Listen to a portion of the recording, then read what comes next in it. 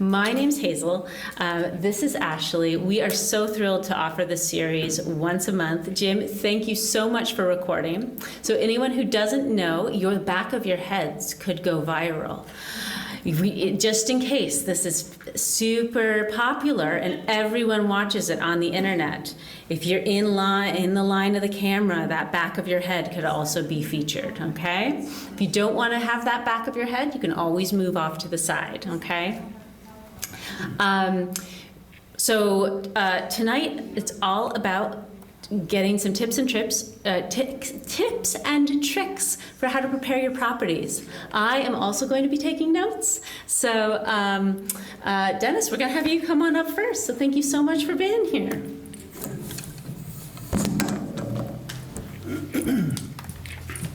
Hello everyone, thanks for having me. Basically, we're coming into a time frame where a lot more storms and everything, and we're getting into that area where climate change is changing things to more ice and more rain than snow, and we're getting a little more storm damage, as everyone noticed. I'm sure everyone here has had some effect by last March's storms, and so kind of things I'm going to talk about today is more of what to look for to kind of mediate that before storm damage actually occurs. So if anyone was on the Lower Mall a couple of years ago here in October of 22, you may have seen this sugar maple with a large limb come down. Well, that was a very disheartening thing to see. It was something that I knew about. I knew it was a weak branch, and unfortunately I actually had this contracted out to be mitigated a month in November when the tree was going to go fully dormant, and unfortunately I didn't make it. My intention was to get that cabled up and everything and protected, so that didn't happen, and unfortunately it happened before I could get there. So it's disheartening, but we did it is what it is. We cleaned it up and the tree is still there. So here's a little bit more of what we had to do to take it. It took about 4 hours to get it all cleaned up and everything. It was a very large limb. So the first steps to look for when you're looking at trees and stuff is look up and down. You want to get historical knowledge of your trees that are on your property. You want to look at your property and you want to look at your trees every season you possibly can. You want to look at it in the spring, summer, especially the winter, because that's kind of the area where you can actually see the structure of the tree. You want to look at it, we're having a drought right now. Right after it rains, the next rainfall, go out there and look at your tree, because I guarantee you your trees are going to have a different structure and a different weight and a different look than they are currently right now. So a lot of trees sometimes actually bring up so much water after a drought on the first rainstorm that it actually causes more weight on the branches. And that's when you actually can see heavy branches and stuff, because it's loading down with so much water. So that you can actually get that idea of, okay, well, these branches are actually might be a problem in the future. So the first number one problem when you see storm damage is a defect called included bark. Included bark is basically when two dominant or co-dominant branches are growing too close together, and they cause what's called a V pattern, which is the one on the left. Their circumferences start to grow wider and wider, and that bark in between them starts creating a wedge. They can't get any support and everything. So as those branches get heavier and the canopies get wider in one verse, that wedge keeps on getting bigger and bigger, and then you start getting a crack farther down. And that's the number one reason why you're going to see storm damage. That sugar maple that I just showed you was due to included bark. You can see it and everything like that. What you want to see is you want to see what's on the right. And it's kind of a U-shaped pattern of the structure. And on some of the trees that have a skinnier bark, you actually can see the branch bark ridge, which is a little kind of line demarcation between the two. If you see that, that's actually a good, strong bark structure. So that's what you want to see and everything. And you can literally see this, again, every single season. Look at this, because sometimes things change. Wind patterns change. A wind comes, you hear, creaking of the bark and stuff. Well, okay, maybe I better look out and see where that's from. Included bark is tricky too, because it sometimes hides itself, especially when the tree is younger. But as it gets mature, you'll notice it pretty heavily. Here's some examples of what happens to included bark. So the one on the left is a little leaf linden that was at Edwards Field. that got so heavy after a rainfall where the water actually sucked it up to the point where that limb got so heavy it broke off. It didn't even happen in a windstorm like that. It actually happened because of a drought and the water came up too fast and loaded that branch up too heavy and it just broke off. The one on the right is a good example of what I'm including when I talk about the bark. See how that ridge on the edge there, on the top and everything? That's all that bark and everything of each branch. And as that circumference grows bigger and bigger, that is what causes that wedge. And it rubs against each other and creates that weak point. And then all of a sudden you start seeing that crack go farther down. You could even see that crack actually go all the way to the ground. It actually happens that way. So these are the things that you need to pay attention to because this is the number one you're going to see for storm damage. That's the one, every time I go somewhere, usually it's this. The second leading cause of storm damage is obviously heavily weighted limbs. So a lot of these trees, they don't prune very well. They don't structure, especially when closer to buildings or like that. They don't have the great structure of the big wide canopy of 40 feet wide or anything. They basically make do what they can with the sun and the wind and the rain they can. So basically, you got to look for these weighted limbs. These limbs that can be heavy in the summer and the spring, but you won't notice them in the wintertime because all the leaves and all the material is off them. They actually just kind of flop upwards. So they kind of just disappear. So when you look at them in the spring, summer, and even the fall, that's when you got to really notice it before the winter because the wintertime, these guys are invisible with the amount of weight. I mean, the leaves and needles on trees can put an incredible amount of weight on a tree. And in the wintertime, you can't even see it because it actually springs back up.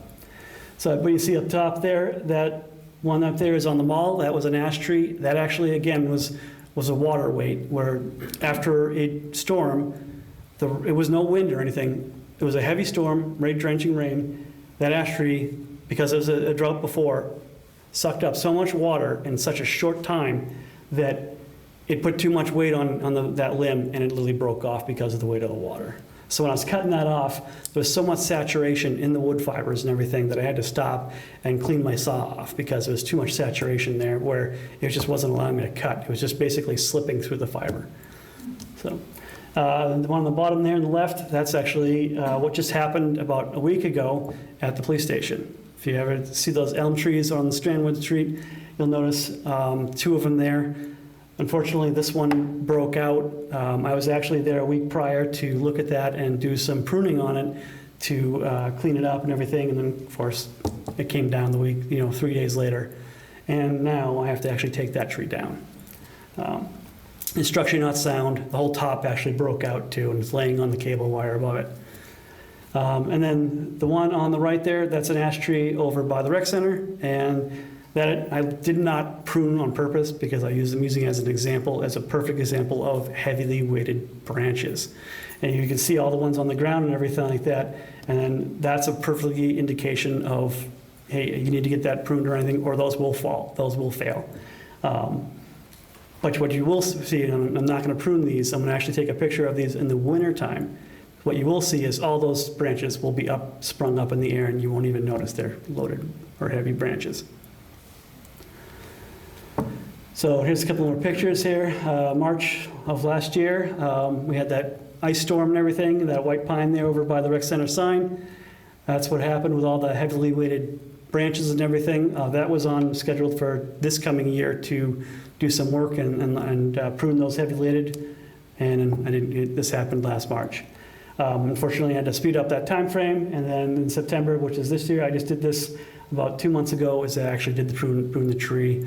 I did reduce the weight and waiting for that thing to come back. In about 2 more years, I'll go back again and do another weight cut on the thing to keep it from storm damage.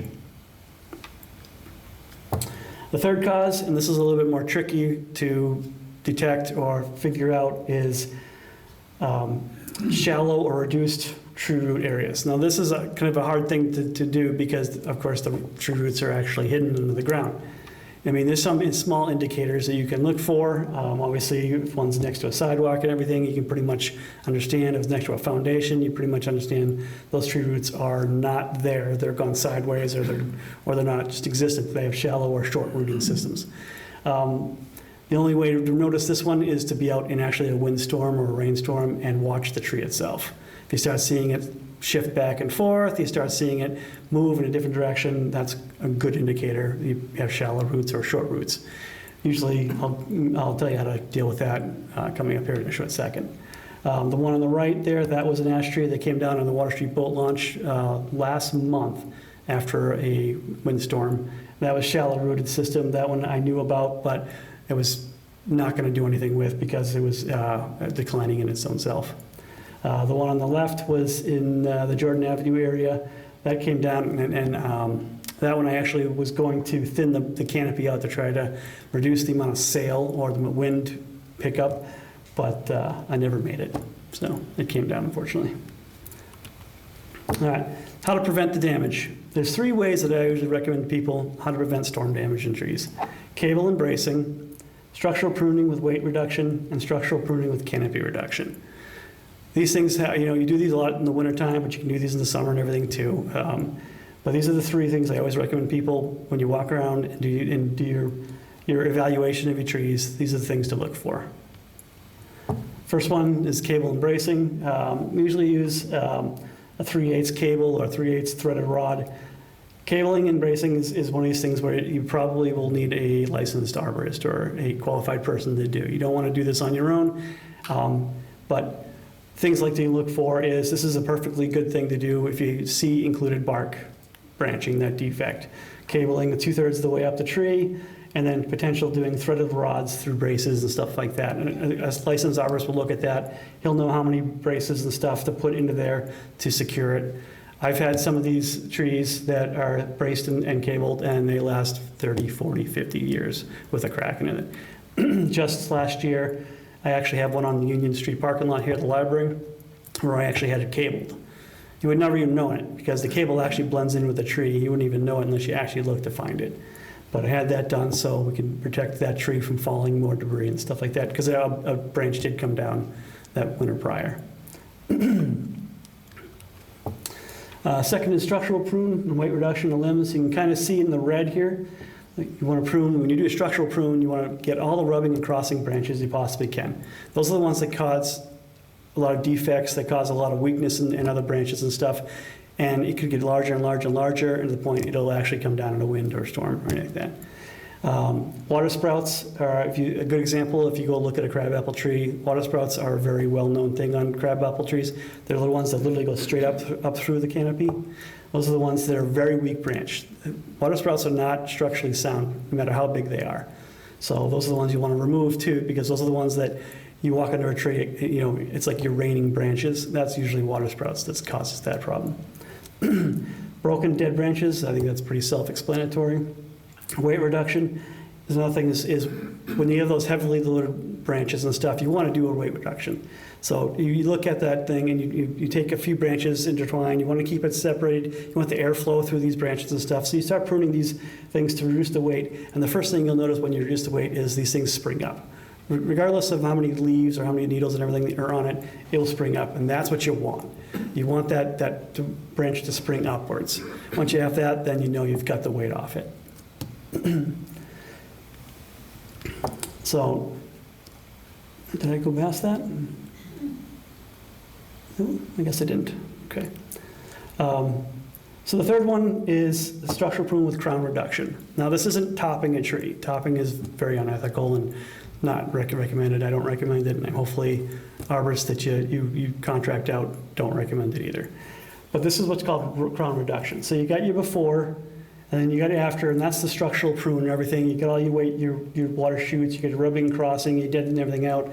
Then you start looking at crown reduction. Now this is a big one when it comes to storm damage, because if you do a crown reduction, it heavily helps with reducing storm damage.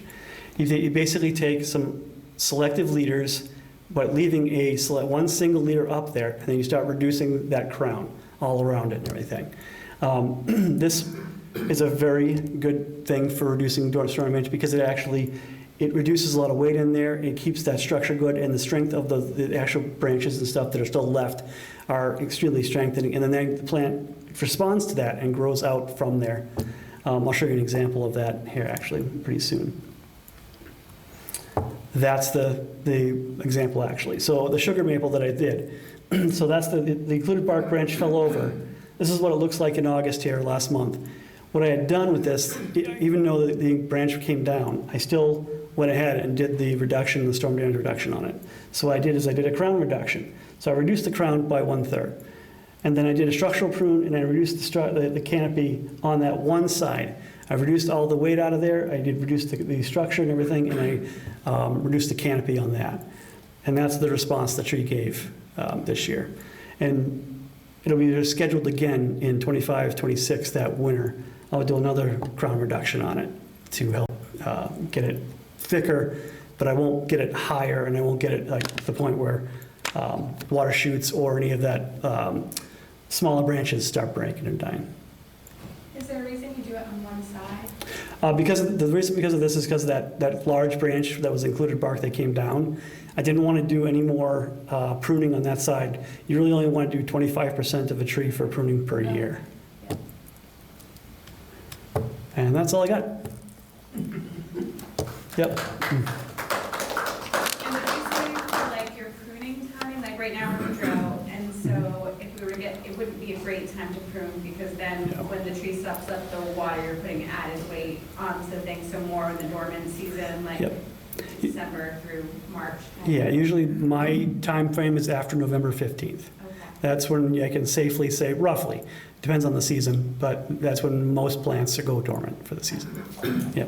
So November 15th through probably the end of February, depending on weather, is usually my dormant time. Okay, thank you. Mhm.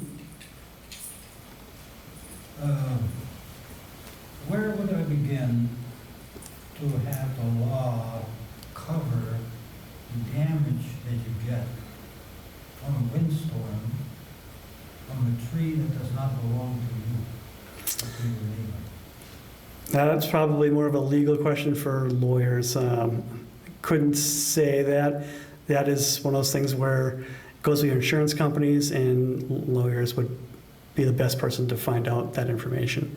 It's a tricky situation, I get it.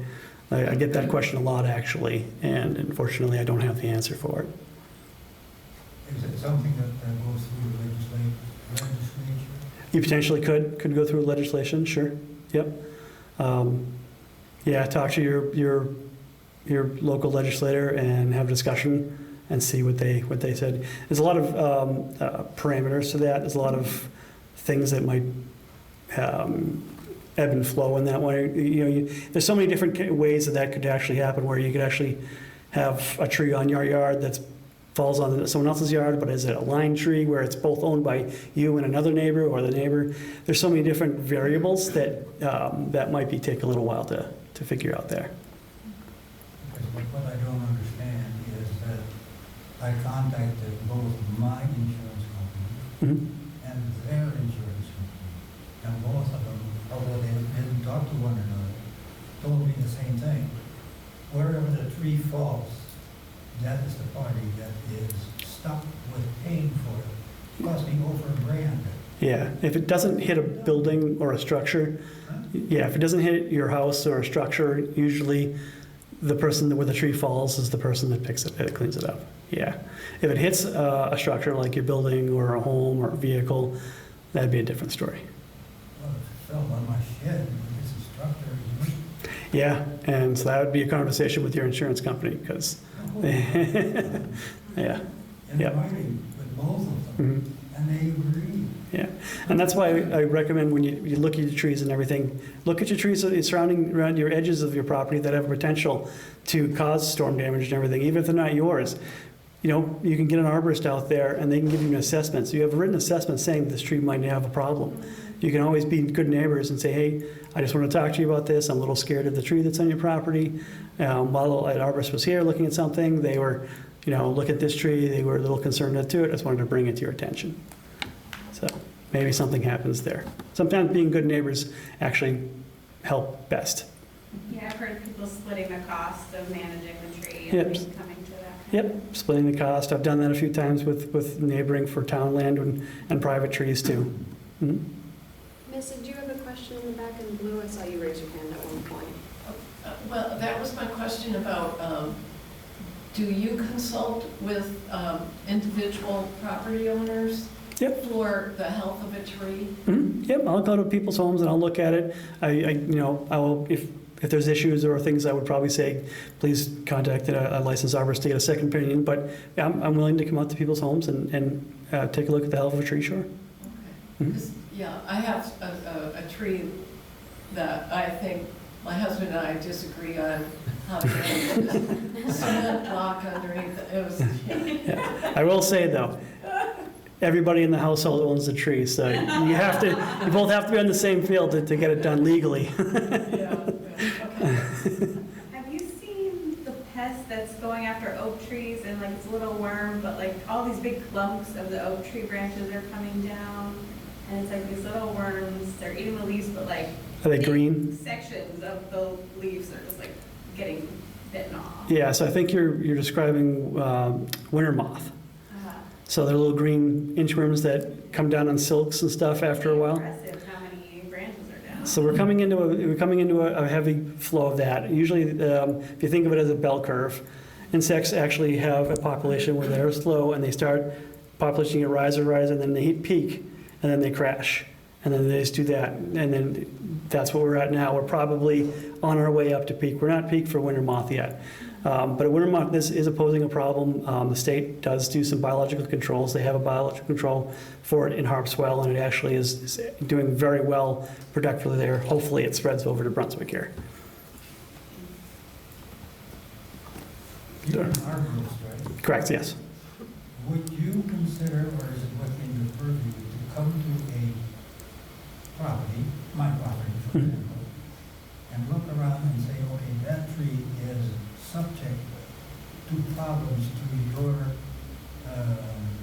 property, so that I can write a letter to that property owner and say, upon review by a licensed arborist, I'm asking you to remove the tree or whatever. So I can come to your property and look around and everything, but legally I have no authority on private property, so you would definitely need to hire, or at least have a licensed arborist come over and do a free assessment. I personally could not give you that advice. I could tell you this would be a concern, but I would definitely recommend you get a licensed arborist company to come in to actually write you an actual assessment. Yeah, and there's definitely a few local ones that will happily do that. I have two questions. Uh-oh, I think she was, You yeah.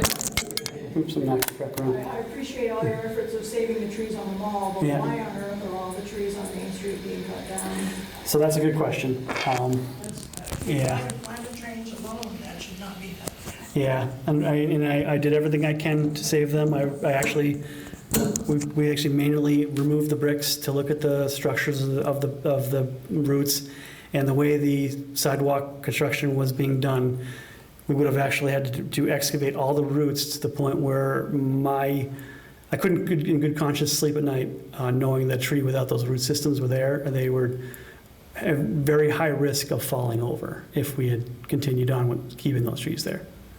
And what about the rest of the trees, all are going to be cut down now? No, I have another idea about some of those trees on the west side that I'll be presenting to the council for next year and see what we can do. It's a conversation that everyone's having, and we'll do everything we can to save as many of those trees as we possibly can too. The Mont Block, particularly those 3 trees that are there, those are beautiful trees. Yeah, yep. We probably won't be doing anything with them until next year, from what I hear. But I don't know. It's, we're getting close to that time where those need to be looked at. But with anything being done to them this year, I don't know. All right, I think with timing, we'll take one more question, but then we'll save any remaining ones for any extra time we have at the end, if everyone's okay with that. Do you have one last question, sir? Well, for now. Yeah. What kind of trees will you replace on Main Street? So we native and naturalized trees, ones that will be able to handle the already difficult situation of being a street tree. So I guess the best way of saying it is the curator of the London Garden Space, he said, is trying to put a native tree in a non-native environment gives it a disadvantage right from the start. But we did a lot of research. I worked with the landscape architect who was doing the project.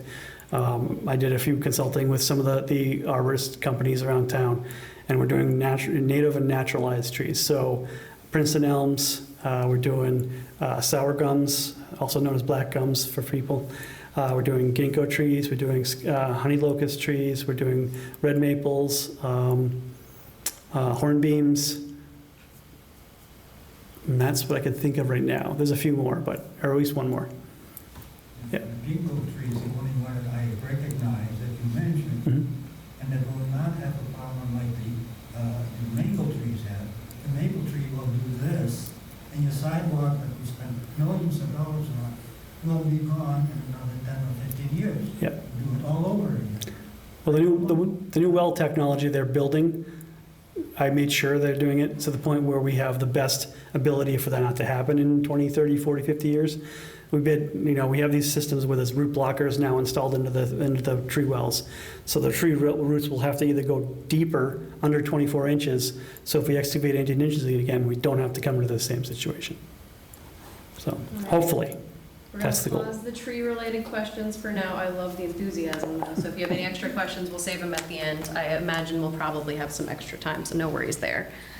Okay, so our next presenter is Nicholas Whiteman, who works, is it Whitman or Whiteman? Whiteman. Whiteman, got it the first time. Nicholas is a marine geologist who works for the Department of Ag, Conservation, and Forestry, and in similar fashion, he's going to be talking about the changing of the seasons and those types of storms and what kind of impact they can have on coastal property and dunes and such. So, Nicholas, I'll let you take it away. You've got control of the screen. I like to start with this photo of a landslide that's come from the upland and then sustained a natural marsh. It's kind of difficult to know where the land meets the sea here. And as a coastal community, we realize that sea level is anything but level, and shorelines are often spaces, not lines on a map.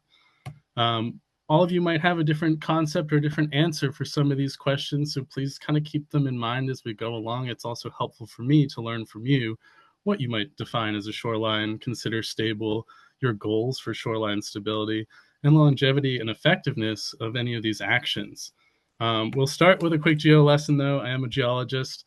So about half of the Maine coast is comprised of these unconsolidated sediments left behind by glaciers when they milled the entire state into rock flour and cut back into bluffs. 1/3 of them at least are eroding.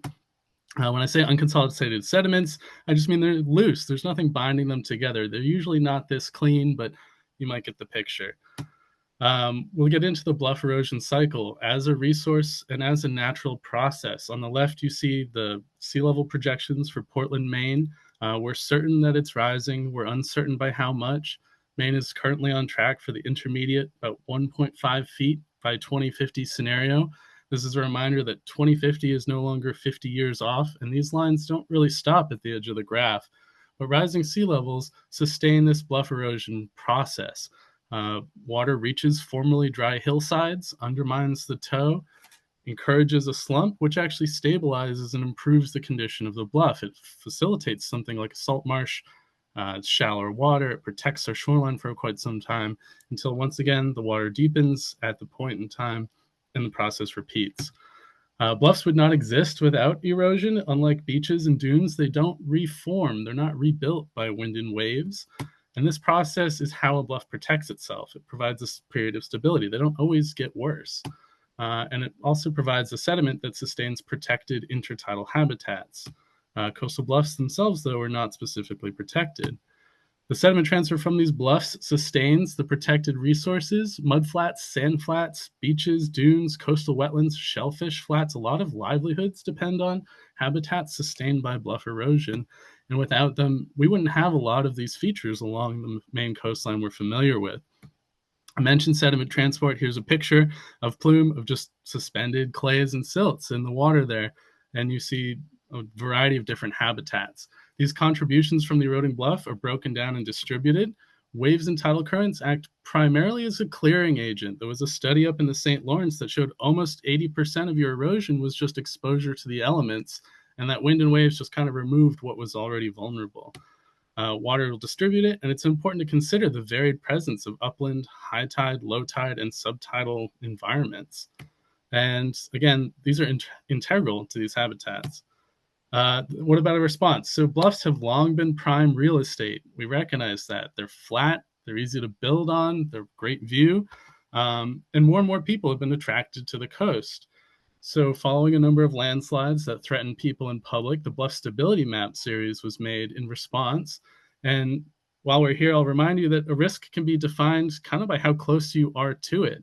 And in some cases, it's a lot easier to move that picnic table than maybe some infrastructure the town is invested in, or a community space, or your own home.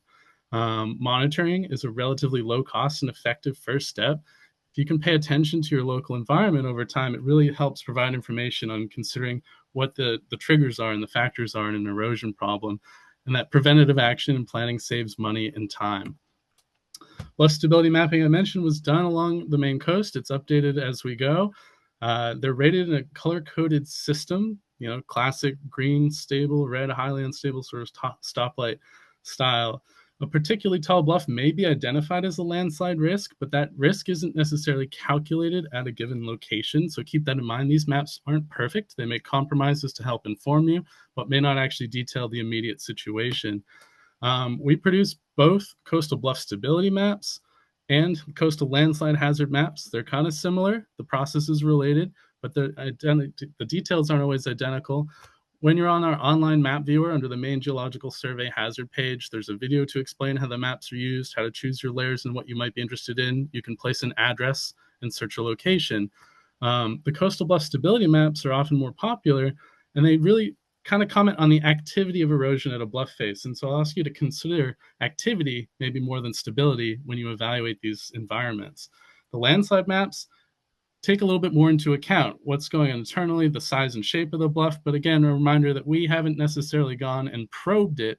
And if this is sort of something to suggest that you might need to look into geotechnical work if you're in one of these areas to have a better description of your hazard.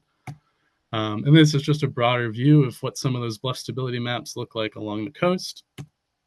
We'll get into all of our maps come with extra information. There's always a side piece, and this information can be found on our website as well. On the left is an example of a stable bluff. It's completely covered in vegetation. The trees are growing tall and straight. There's a healthy salt marsh out in front. There's no real visible signs of erosion or exposure. And of course, a control. No bluff, rocky ledge. These are considered almost invulnerable, although we saw some rocks move in the January storms. Looking at some engineered structures, we see one here that it remains highly unstable. This is one of the follies of piling heavy rocks on soft clays. They're still subject to move, and the erosion has continued. On the right, there's a terraced design with a cribbage sort of work. It's well planted, the trees are in place, and it's a reduced slope, and it's remained stable. Unstable bluffs are in the middle of the spectrum. You can see exposed roots, exposed sediments, but it's incomplete coverage.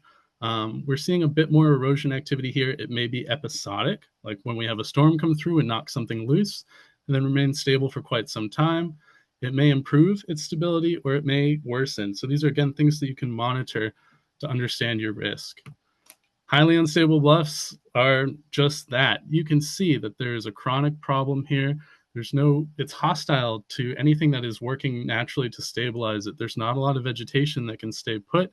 It's exposed, it's weathering, there's a lot of downed trees out front.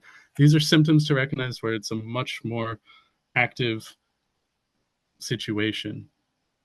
So bluff erosion also has seasons. Typically in the spring is our landslide season. That's not a rule, but it's common enough. Warm winter days above freezing can really lead to bluff instability. Clays swell, they shrink. Spring sapping, you see all the water pouring out of the base of this, all those finely colored streaks. And often that water loading from storms, rainfall, snow melt can move mountains. It really can stress these things out. So I mentioned that when wet periods, spring and early summer, following hurricanes and nor'easters. as well as anywhere with a steep slided slope, banks of shorelines, rivers. This can be an inland problem as well. It's not just coastal, subject to chronic erosion, and recently cleared lots. Human activity can also exacerbate this problem. If you clear a lot and remove a lot of the vegetation, you can exacerbate a groundwater issue that can cause a greater vulnerability. Any bank with 20 more feet is considered to inherently carry a landslide risk. It is just such a big pile of loose material that it has a chance to fail. And I mentioned if you alter a slope, even naturally or with a human driver, it can provoke this situation. Years apart, so we like to play this game a little bit.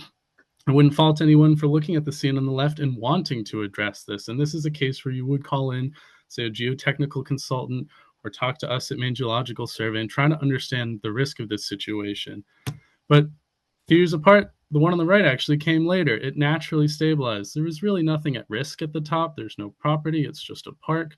It was allowed to kind of repose on its own. There's a healthy marsh out front that's been growing all summer. Often we see things in the spring that look more severe than they really are.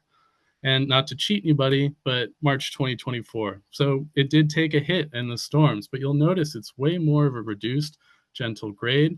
All the root systems from that healthy marsh grass has really helped keep a lot of that sediment stable. The water was high enough to reach and not necessarily devour the toe of the bluff. So this is actually likely to recover quite well.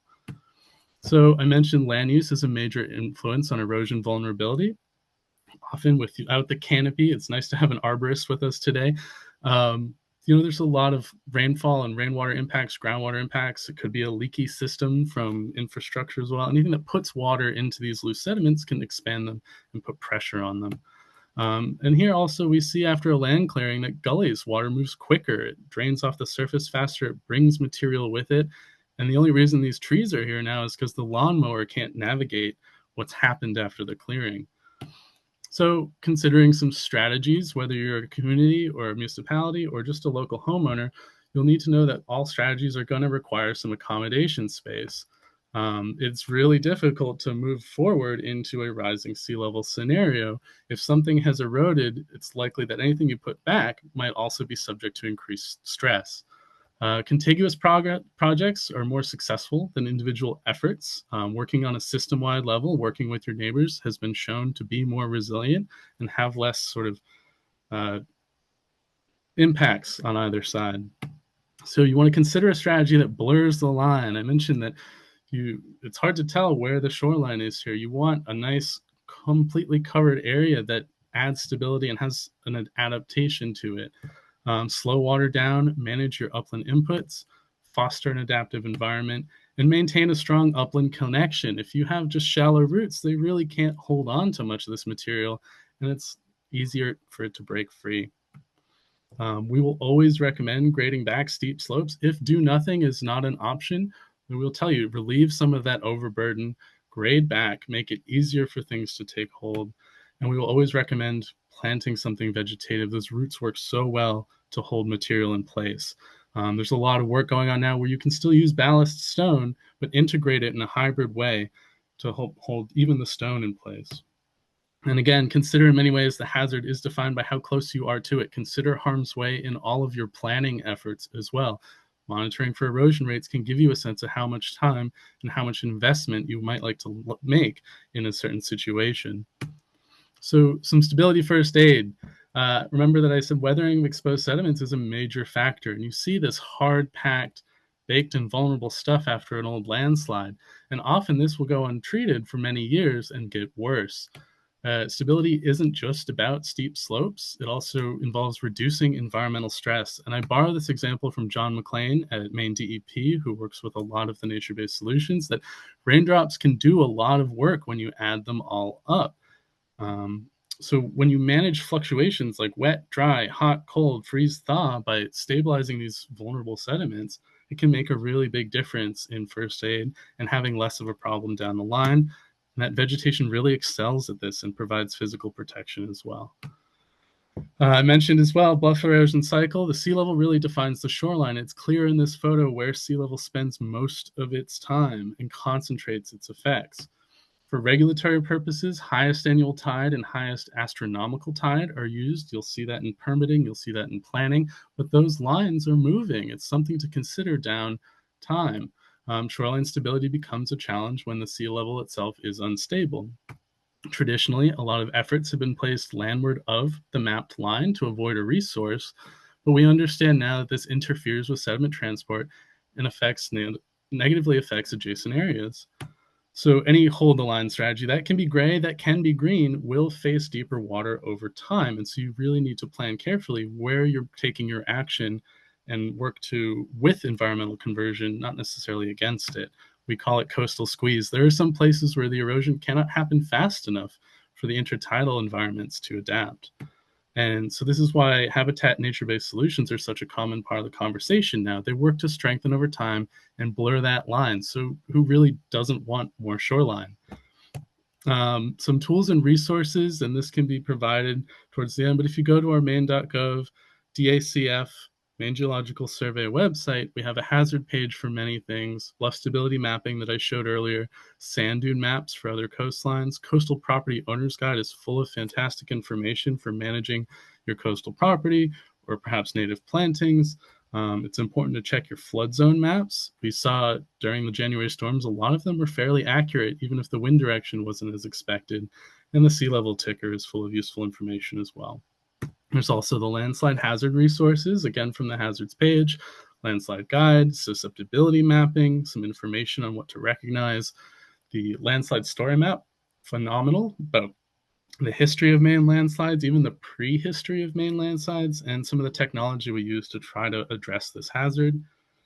And just some closing thoughts. The coastal erosion process provides the sediment that sustains protected intertidal habitats. A lot of fisheries are dependent on this. Erosion has seasonal characteristics and significant upland influences that are important to look for and monitor when you're understanding your situation. Every case is different. Contiguous congruent projects fare better than individual efforts. And a blur the line strategy leverages natural systems that tend to strengthen over time. Monitoring is relatively low cost, and preventative planning can save money and time as a community as well. With that, I'll say thank you. I'm not sure how I'm doing on time. I have a few extra slides on some stone walls that people often ask to see, but I can share those later or during a question and answer. Again, thank you for having me. Let's say thank you to Nicholas. Thank you, thank you. And so I'm going to do a really interesting thing where I will call on some questions. I'll speak them back into the microphone so Nicholas can hear them, and then I will transport this back down so that you all can hear the response. So does anyone have any questions for Nick? Nick, I think you were incredibly thorough. Everyone feels well educated. I hope that wasn't information overload. I know it could be. No, it was a lot of incredibly useful info. Thank you. Great. I'll be You have happy one to question. Yes. Sure.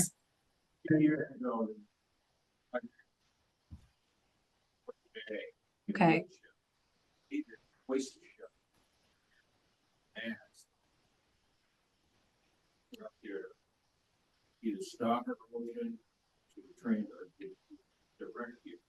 So I think you're commenting on the Living Shorelines test pilot projects that Nick actually helped us work on. You said the ones in McQuay Bay? Yes, yeah. So we have two locations. One is at Wharton Point, and then one is at the McQuay Bay Conservation Lands outlet property. Just wondered if it was success of that. Continue. Yeah, so actually, Nick, is Pete Slavinsky technically your boss? We are technically coworkers, but I lean on his wealth of experience and mentorship throughout many years. So, sorry, go ahead. Yep, no, we both answer to the state geologists, but I have learned so much from Pete. Yeah, so Pete Slavinsky, who also works for the Department of Ag, Conservation and Forestry, another very well-known, at least in the Maine community, marine geologist who was assisting with this most recent pilot project update.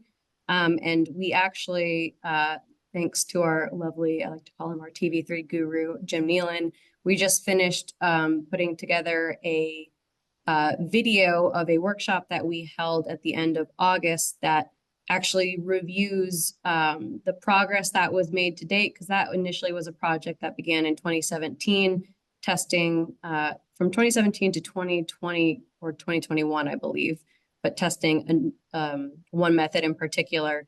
We actually updated it just recently, but I won't go into too much detail. However, if you want to reach out via email, I can definitely send you the link, as well as anyone here who is interested. But long story short, we made some updates to that site, and there is definitely promise and progress that's happening with the new project or the new version that we're testing. But as always, in order to understand progress, we now need to leave it alone and monitor it for another year or two. So it's very likely that we'll be exploring additional methods to test, as well as looking for maybe another area or two, as well as a little bit of funding to test those methods. But again, I could go on and on about that project, but I think it would be more prudent for me to send you the link to the video because it goes pretty in depth. Is there a more specific question? Just to jump to why is it being done? What is the hopeful result of that? Why are we testing it? Why are you testing? Why is it being done? Question, are you trying to prevent further erosion in the shoreline, or that's the question that I have. Yeah, so it's Nick, did you hear that question? Sort of just why is the project being tested? That's correct. Yep. Do you want to weigh in, or do you want, yeah, you take it first and then I Yeah, can I'll be follow. happy to say something. So it is interesting. I spent the past 10 minutes saying that erosion is significant and important for a lot of these things. And so we do have to strike a balance between how much erosion we want and how much that we resist and work with. And so testing a lot of these solutions and materials are a good opportunity for us to try to find something that is more of a hybrid approach, more of a natural materials and local materials approach, than introducing something that may be an inappropriate effort. These experiments are interesting. They are small, narrow focus in one sense, so it's tough to see how they might work in a grander scale, but the oyster shells have been found to be quite resilient. I think we all take some issues maybe with the plastic cribbing and the coir that might not have been the most reasonable, but we're learning from this. The big challenge right now is a lot of coastal practitioners don't really know what to turn to, what might work in a system that nature can work with as well. A lot of the Maine oysters and Maine resources are perfect for something like this. They're a larger material, but they're not excessive. They break down over time. They can help stabilize those marsh habitats that are so critical for clam fisheries, bird species, a lot of things that Maine really values. I'm not sure that answered the question, but there's a lot of unknown. If I could add on to that, though, to Nick's point, certain materials won't.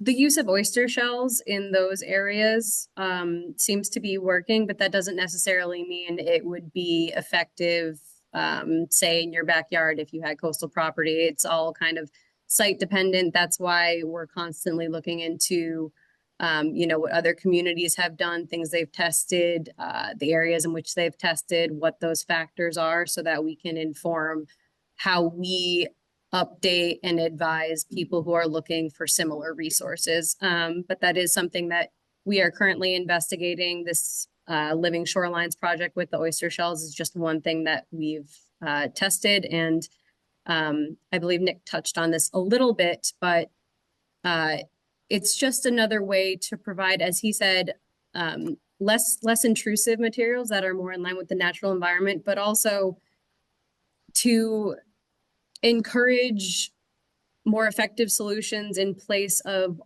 hardening the shoreline, where that doesn't always work, especially as Nick pointed out, it depends on, what kind of sediment, how aggressive the slope is. So all of these factors complicate and add layers to how you want to fix and protect your property. But that is, in short, why we are testing that. Did that answer your question? Great. Any other questions? Yeah, sorry, go ahead. I'll just add one more quick point that some of this effort helps us find more cost-effective action as well. It can be very expensive to take some of these actions, especially on an individual level. And so if we can find something that is readily becoming a more available resource like the aquaculture in the state, why not save a little money and time? But again, that is just one example of the many nature-based solutions that folks are testing. It just happens to be the one that we tested this past year. Locally, yep. Yes. All right. Got to support local. Any other questions? No? All right. Nick, you did a great job. Thank you so much. I'm going Please to feel end. free to reach out to me. I know it can be a lot of information at once and it's tough to cover so many things. So thank you again for I having me. think you were pretty thorough. All right. Let's give him one more round of applause. Thanks, Nick. Thanks. Good evening, and thank you for being here. So we've talked about how to look at our properties and the trees around them and kind of how to protect those assets, things that are on our property and around town. We've talked about the coastal, and it's really based around storms and the different weather that we see here in Maine. As the fire chief and EMA director for the town of Brunswick, I can tell you that over the last 32 years, experienced a lot of different storm events, and that's really my focus tonight, is to talk about some storm events and some things that you can do to prepare individually and as a family, and also things to maybe expect during the storm events, especially since we're really starting to head into the storm season. If you look around, yes, we have some storms that come through during the summertime. They're usually, if we're going to have any type of damage, they're more of a microburst type of situation. They're very quick, fast moving. They do a fair amount of damage, but it's usually pretty localized. We don't necessarily get hit with high-end hurricanes, even though we're starting kind of right now, we're in the hurricane season, but we do get the tail end of them. And we do have some different things that have happened over the years as far as damage goes. Our biggest time of the year is during the winter. And we've had that as early as Halloween. If we go back to 2017 and some of the stuff we've had then, we've had snow as well as down power lines around just prior to Halloween. And that lasts right up through usually the middle to end of April. Patriot Day storms, we've experienced a number of those over the years. Some of us probably remember the ice storm of '98. Again, that was in January. That was a complete and utter mess, and we dealt with it for a number of days. So keeping all those things in mind, some of the things that we need to think about is, one, it's always been said, and it's something they teach us from EMA director's standpoint, is as a town, and I would also say individually, everyone needs to be prepared to kind of be on their own for about 72 hours. And that seems a little scary for some, especially if you live alone. If you don't have any neighbors close by, and you're off the grid, so to speak, meaning if you lose power, it's not uncommon to be out of power for more than a day or two. It's 3, 4, 5 days. That can be pretty intimidating. Do understand that I'm in the same boat as you. I live in Topsom. I work in Brunswick. I have to leave my wife and my kids when we have those storm events so I can come here and do my job. And I'm also trying to take care of my family at the same time. So I certainly feel the pain that people feel when they don't have power and they have lots of damage from trees that are coming down. So what can we do initially to kind of plan for that? If we know there's a storm coming, and whether that, we don't really get the blizzards like we've had in years past, but storm events around snow, they can be challenging. It's the heavy, wet, icy, or ice storms that we get that are the most damaging. And we don't always get notified that that's going to happen. If you remember this past winter, we had an ice storm that nobody predicted. And we got slapped over the course of 12 hours pretty hard. So we have to be prepared for that. But if you know a storm's coming, there's some additional things you can do. And I don't recommend running out to the grocery store. Usually when someone says there's a storm coming, that's what happens, right? You can't get into the Hannaford or Shaw's, and there's no bread left, there's no milk. You need to prepare ahead of that. Especially in the winter, my wife is really good about keeping some extra things on hand. There's always an extra couple of boxes of cereal, there's extra loaves of bread, those types of things kicking around, just in case, right? The things that you can, canned items that you can put on the shelf and they're quick and easy to get to. Bottled water, you know, if you have, whether it's small bottles of water, or if you like to drink, you know, apple juice or cranberry juice, you know, clean those containers out, keep them handy, fill them up, stick them on a shelf in the basement. I wouldn't leave them there for a year.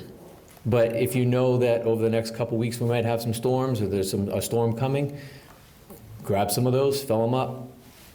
You have good, clean drinking water, and use it for that. Put them on the shelf and have them ready to go. Make sure you have a fresh supply of batteries, so you have some light. Make sure if you have a wood stove, you always want to make sure that that's clean before the season starts, but make sure you have a supply of wood that you can get to easily. Cell phone, make sure it's charged up. Some people only have a cell phone. They don't have a home phone anymore. Might be worth investing in a portable battery pack that you can keep charged, keep that charged if you have to use it over a couple of days, if you don't plan on being out on the road and away from the house. Over the last probably 5 to 10 years, there's been more of a lean towards having some warming centers when we have extended power outages. They're difficult. I can tell you that we've tried to do some overnight warming centers for people and have had, and all the times we've done it, we've had one person be there overnight. And I can understand that, because you're comfortable in your own surroundings, you're comfortable in your own bed, so you want to be there. So I encourage you, if you're going to be out of power for a couple of days and there's no other choice, feel free to go to the rec center when they're open 7 days a week. The library is open. Come read a book, charge your cell phone, have some interaction, and then as they close, make sure get something to eat and then head home for the night. There's nothing wrong with that. That's some resiliency, individualized. Things about, let's talk about check on your neighbors.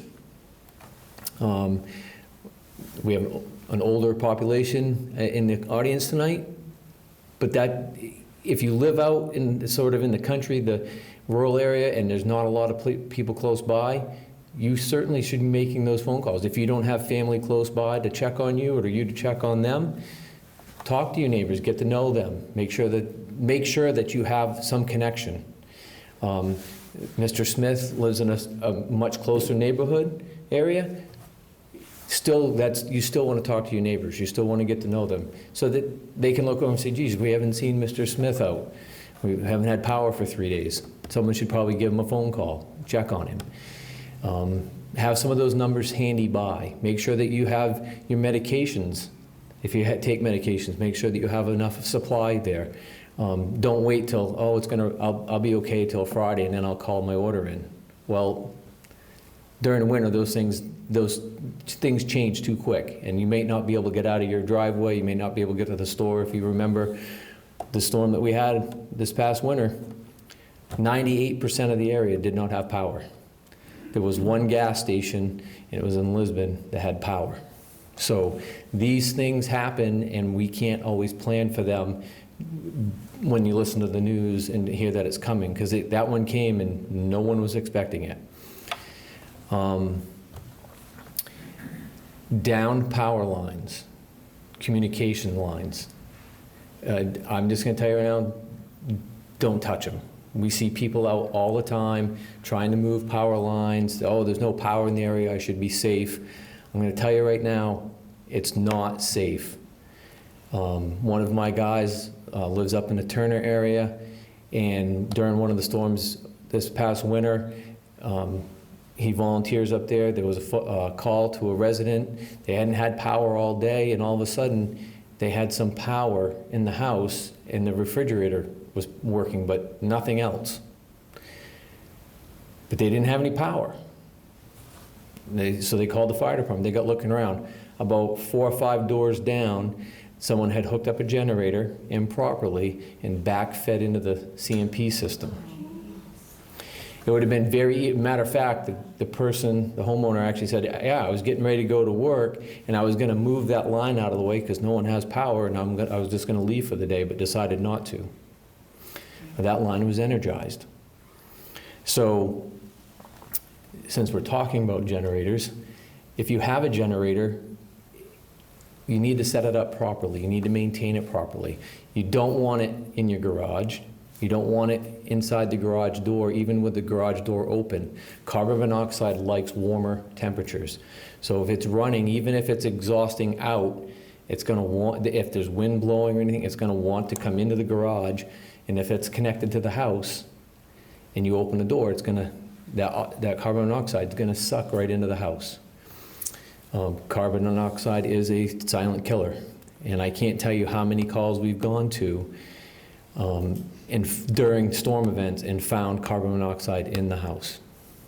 And then they're like, but my generator's outside. Yes, but it's near a window and the window's cracked open because you have a couple of extension cords running in so that you can have lights. You can't see it, you can't smell it, and it's there. So you want to make sure that those things are away from the house as best as possible, and you want them hooked up properly. And really, they should be hooked up by a licensed electrician, whether you have an outlet set up specifically for the generator, or it's another system called the GenerLink that actually goes between your meter and the meter box, and you can plug into that. Everything's on the outside, and that when you plug that in, it disconnects CMP and only feeds to your house. And when you unplug it, CMP hooks back in. And so you want that break, you need that break between CMP and the generator power you're going to be using. Questions?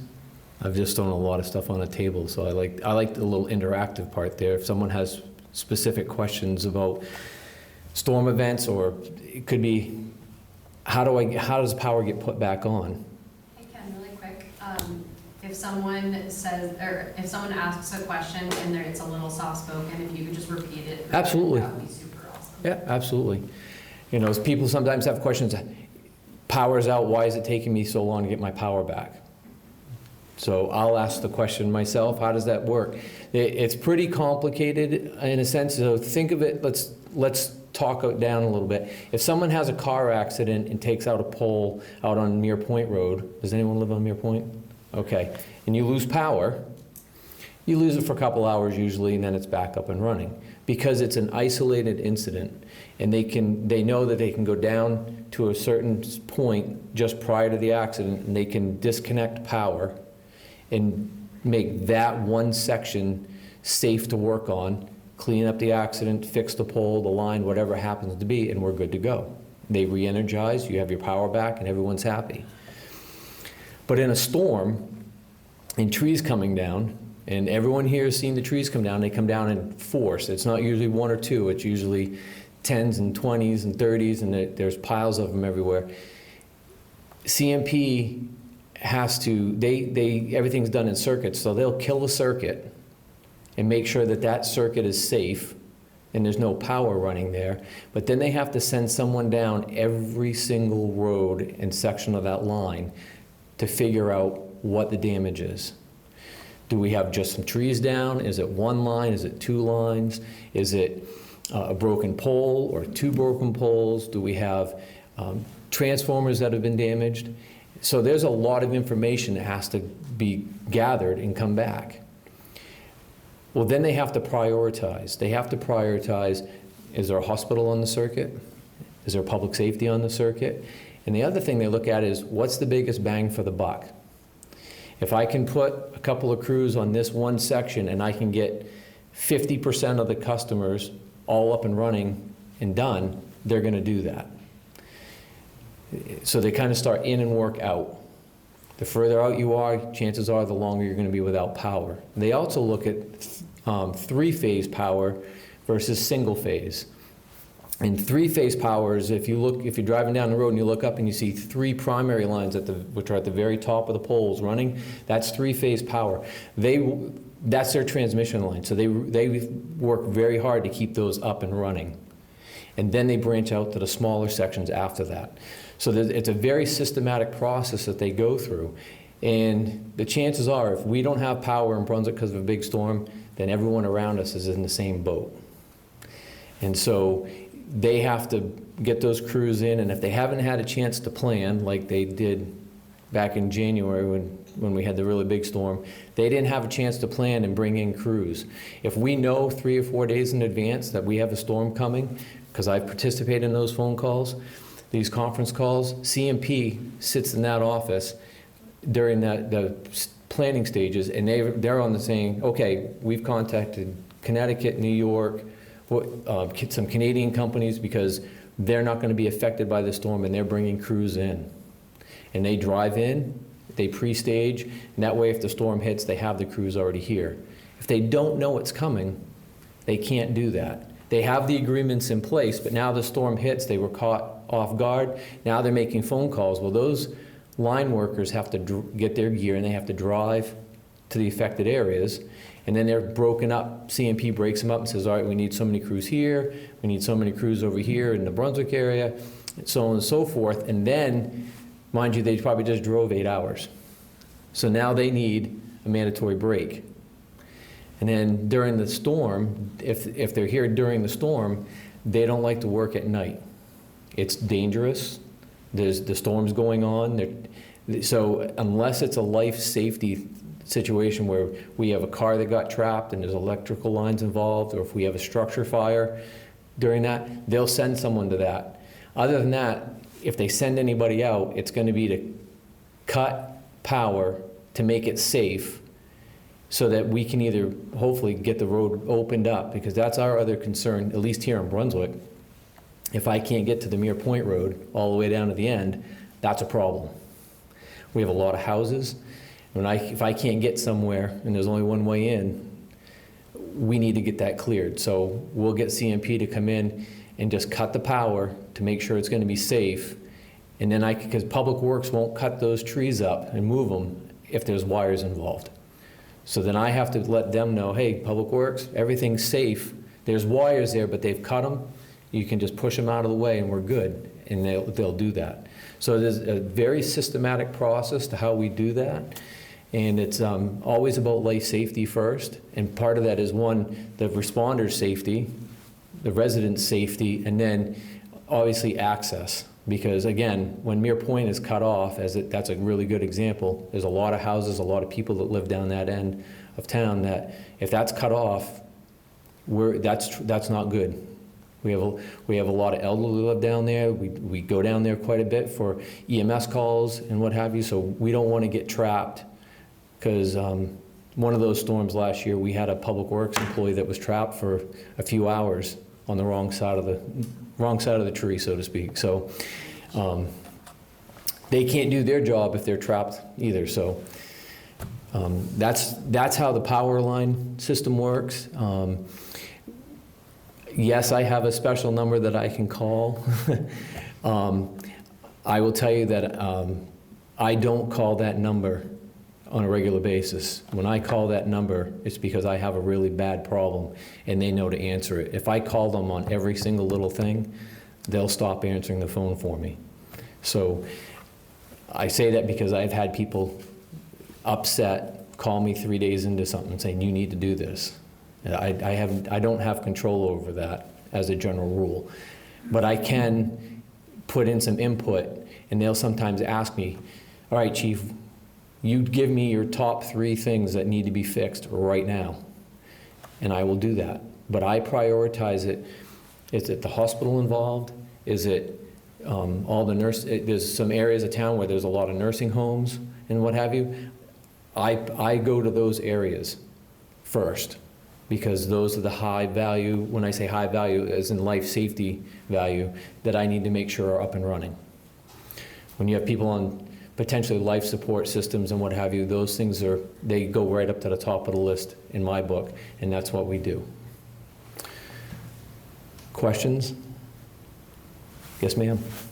The question I have is, you see a lot of ads on the television for fire blankets. What do you think about those? Because I think about people maybe using fire, you know, and grills or things like that during, not just during power outages, but No, but in general, yeah. yeah. in general. I have to be careful because I can't endorse any particular product. However, all those items are tested, and I always would say, if it makes you feel more comfortable and it's a tested, UL proven device, Yeah. then what's wrong with that? Right. And if it could potentially help you, that's fine. But I would also say this, it's much like a fire extinguisher. It's great to have a fire extinguisher in your house, in your kitchen, but if you have a fire on your stove, are you really prepared mentally to operate that fire extinguisher and put that fire out? Okay? Not everybody is. Some people say, yeah, it's not a big deal, until there's a fire rolling up across the ceiling and there's a lot of smoke and now you can't breathe very well. Yeah. So, Follow up to that, so you're saying I should take it out of the box, would that be an effective first step? that would be an effective first step. The other thing is if you do buy a blanket or the fire extinguisher, which is what I assume is still in the box, Yes. you should take it out and you should look it over, read it, read the instructions. It seems pretty simple, but I'm going to tell you that when something happens, that you panic. You panic. And I've seen too many small issues that could easily be taken care of, i.e. a pan on the stove that with some oil in it that catches fire, turn the heat off and put a cover on it, right? And stand back. That great. I've seen people pick those up and try to, while they're burning, go out the door and throw it and not realize that their family member was coming around a corner and get hit with the grease. Okay? True story, absolutely happened. Those things happen. So that person didn't do it on purpose, but that person wasn't mentally prepared for that situation. So just people aren't taught that. They don't think that way. So fire blankets, not a problem, but I would also recommend that you know where it is, you actually take it out occasionally and look at it. And granted, if you unfold it, you're not going to get it back in the box. But you certainly want to look at it, and you don't want to bury it underneath the kitchen sink behind all your cleaning supplies and then can't find it, right? So that was a good question. Yes, ma'am? In light of climate change, is there anything the town of Brunswick needs to do to help make your job easier or be able to do your job effectively? Oh, that's a loaded question. Also make it harder. Yeah. Climate change and what can we do as a town to make our jobs easier? Or at least continue to be effective? Yeah. Unfortunately, as much training and preparation as we've done and we're continue to do, society in general moves faster than we are moving. And we are, in all intents and purposes, on many different levels, from many different angles, we're behind the 8 ball. Sorry, I'm just going to say, we could use more staffing. We could use, which would help us attain more training, which would, we can't only be spread so thin. So you'll find that like during a storm event, to give you an idea, that ice storm that we had that we were unprepared for because we didn't know about it, in 11 hours we did 104 calls. And they weren't just, oh, there's a tree limb down here, there's a tree limb down there. We had a couple reported fires with smoke in the building. We had, lots of investigating. We had like 3 or 4 carbon monoxide calls where we actually had actual carbon monoxide in the building. So what I could ask you is individually is to prepare yourselves. Working smoke detectors, working carbon monoxide detectors. If you have an extinguisher and you feel comfortable, do that. Clean your chimney. Make sure that you're not waiting until the last second to get propane for your heat, for your stove and for your heat. We go to a lot of residential settings where people are saying, I have a gas leak in the house. Well, 32 years of doing this, the first thing I do, when I get there is, do you have gas? I go right to the tank. And I would say 98% of the time, tank's empty. And that's gas, propane itself, you can't smell it. What they put they put a chemical in the tank, that's what gives it the odor that it has. The reason you don't smell that when you're operating your stove, I'd say, or your dryer that's on propane, the reason you don't smell it is there's enough pressure in the tank that it's holding the odor back, and it's getting through the line and it's burning. As soon as the pressure goes down low enough and there's not enough gas in there, it may light a little bit, that ethyl mercaptan odorant that they put in there is feeding into the line and it's getting into the house. So it's those things, and it seems foolish in one hand, but it's important. And if you don't, and it happened to me because for 20 years I've been on automatic delivery for propane, and the company changed it and never told me. They would come every 3 months and fill my tank, no problem, for 20 years. So all of a sudden, my wife's like, I can smell gas in the house. The first thing I did is I went right to the tank, it was empty. So those little things, and I would do it now. Do it now while you have good weather. That way, if and when you have a nice day during the winter, and if you've been using a lot of propane or you haven't seen a bill in a while, go check your propane. If you know there's a storm coming, check your propane. I see another hand. Oh, it was just to kind of add on. So on the back end, while we're working to figure out what kind of resources, let's take the fire department, for example, what kind of resources they need, staff, et cetera, to do their job more effectively in times of crises. We're kind of preempting that with providing educational resources, and we'll hopefully develop more of those. This lecture series is a start, but bolstering notification systems, providing educational resources as far as how you can prepare, what kind of things you should, as Ken mentioned, keep in the house or keep on you, and just be aware that the frequency and intensity of storms, if you're referring to climate change, is likely to increase and continue and be a little more sporadic and unpredictable, like the ice storm we didn't imagine. So it's, I guess, not really the best advice, but we just need to get in the habit of expecting the unexpected a little more these days, unfortunately. I see two hands, and Ashley's right, but I go back to my opening statement.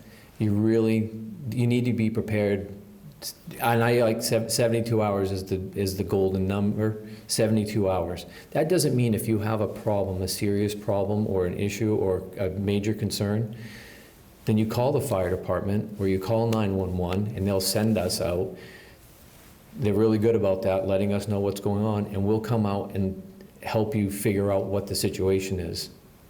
If we go back to October 17, we had an elderly gentleman, lives by himself.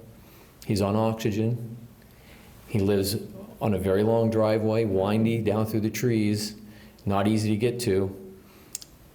You could not get down his driveway. There were 27 pine trees down blocking his road. We had to make a change in how we did things, and we sent some public works people over and said, just cut the trees enough to push open so that we can get down to him. We'll come back and someone will come back and clean it later. Just open it up. So those are the things. But we wouldn't have known that if his neighbor, who was also trapped in there from that, didn't call and said, hey, you got to help us. Right? So you had a question, and I'll come over here. Actually, it's more of a preparation. In our neighborhood, and actually on my front lawn, is a fire hydrant, which during the winter, gets piled up with snow and such. And my neighbor would often come over with a snow blower to try to get, get it free, so that if there was a need for it, it would be free. And a young man in the next street came over, and unbeknownst to even, I guess, the fire department, he started digging out fire hydrants all over town to help out. And I guess he got an award. Yeah, when we found out about it, and we presented him with an award. But then I was thinking, if we as good citizens see a need to do that, it's another preparation that we could do to help you. Having had to shovel hydrants during an emergency, Yes. every little bit helps. No, I know exactly what you're saying. Yes. Yes, ma'am? In my neighborhood, as soon as the power goes out, it becomes very noisy from all the automatic generators. Yep. I mean, pretty much all my neighbors have generators at this point. Have you seen any problems with, I have one myself, is there anything that I need to be aware of that may cause a problem with it? Because obviously there's this huge thick cable from the generator going to the house. I love it, but have you seen any problems? Occasionally I have seen some problems. The best thing I can tell you, it would be no different than your car or wiring in your house. I mean, occasionally there's going to be, something's going to go wrong, all right? Maybe not at your house, but somewhere someone's going to have an issue. The best thing I can tell you when it comes to the automatic generators, I just actually finally put one in. I've always had a portable generator. You need to, one, have it maintained annually, professionally. Second of all, most of those generators require you to, when they're starting to run continuously during a storm, every 24 hours that you need to shut that off, check the oil, and then restart it. If you don't do those things, you're asking for trouble. The other thing I would recommend is you need to keep the snow off of and from around, because those vents, if they're not getting air in and they're not putting it out, that's going to starve that engine and it's going to cause potential problems. And now I have the $3 million question. Since we're getting more and more storms, is CMP ever going to start thinking about putting the lines underground? I have the $3 million answer. $3 million won't even touch it. Well, It really, one of the things that they're doing, if you haven't noticed, CMP has started going around the state the last couple of years, and they're putting in a lot of new poles. They're actually bigger in diameter and they're taller. Part of that is because the bigger around it is, the stronger it is, so they can go taller, which gets it away from the trees, and they can also go longer stretches. As an example, just an example, instead of every 50 feet having to have they can go 100 or 120 feet or 100, whatever it is, which is good, right? That it's higher, so there's less chances for trees to hit it and what have you. However, they also don't snap as easy when a car hits them, right? So that's a trade-off. And for most people, they would never understand that or expect that, but for us, when a car hits a telephone pole now and snaps it in half, yes, it's bad, yes, CMP's there, yes, there's no power, but when you put the new poles there and someone hits it, now they're wrapped around it and we have to cut them out. And that doesn't mean that you're going to get to keep your power. It just means that we may be working with a live power line that's touching that pole, and it's now energized that pole, and it hasn't killed the power yet. So now we're waiting longer to get CMP to either come and cut and make it safe, or we have to call CMP and we tell them to cut the grid, which means they flip a switch and everybody on that grid loses their power. And then it's thousands of dollars for them to go and start everything back up. So trade-offs, to go underground, extremely, extremely expensive. And it may not be too bad for a single phase line from a pole to a residential house, but when you start to get into transmission lines, super, super, super expensive, especially when they get to the 3-phase. And then anything that every so far when they're underground, they have to have cable vaults for pulling, thousands of dollars, and then they have to bury it underground. It's probably something you're not going to see anytime soon. Yep. Yes, ma'am. What do you think of the little battery powered generators? Not a lot of experience with them. I'm actually glad you said battery powered because everything's going to lithium ion batteries, including those generators. And I know that there's some battery cell packs that you can put on the wall. Tesla makes them. There was another company too, I lost their name, but they're starting to become more and more common. Ooh. They have their place and they can be effective. My biggest concern is the recharging of those batteries. Okay, lithium ion batteries, they're super technology.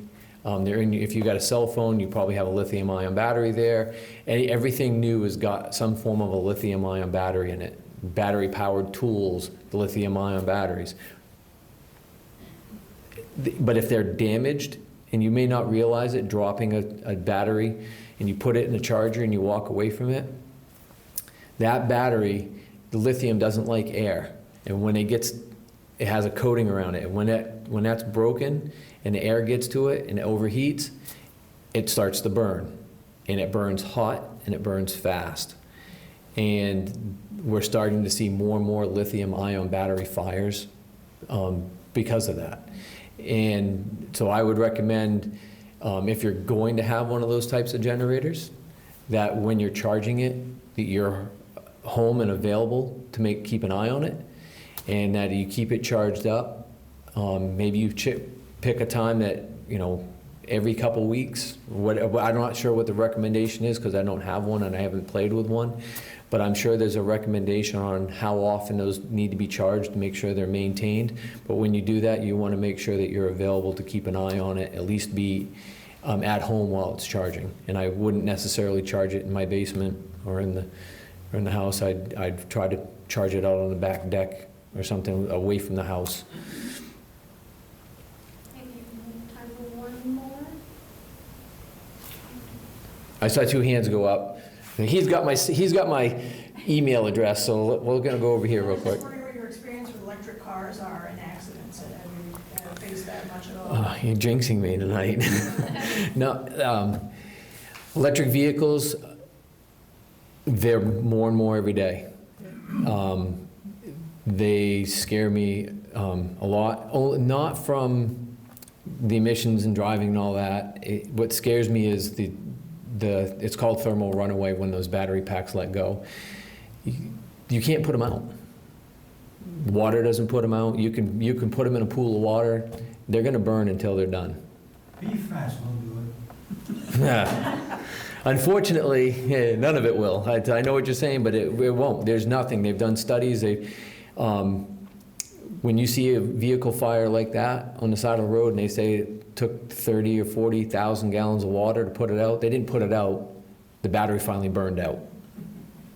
And that's when you go back to something like the blanket, that we're looking at maybe purchasing some blankets because our rule is going to be basically to let it burn, and we're going to protect the exposures around it. Because the environmental damage side of it is if we try to put water on it, now that water, where's it going? Where's it running to? So we're going to protect what's around it, because you're talking in probably an hour, hour and a half for one of those to fully go through its thermal runaway and burn itself off. And that's just, there's a lot of time, effort, and resources involved in trying to maintain that and extinguish it, and we're really not doing anything other than letting it burn out. So I am concerned because the second you're in an accident, you don't know if that's been damaged or not. It's because they're underneath the vehicle. Most of them are underneath the vehicle. So that would basically be the same in a hybrid then, because you have a battery in it, right? Yes, some of them, the hybrids, it all depends where they are, but the majority of your full electric vehicles, the newer ones, the batteries are underneath the chassis, some of the the earlier ones, the electric, it's a big battery pack and it's in the rear, usually in the rear of the vehicle. So similar but a little bit different. Yep. Good questions, a lot of power. Any other questions? Thank you. I can talk to you after if you have a quick question, or you can email it to me. Thank you.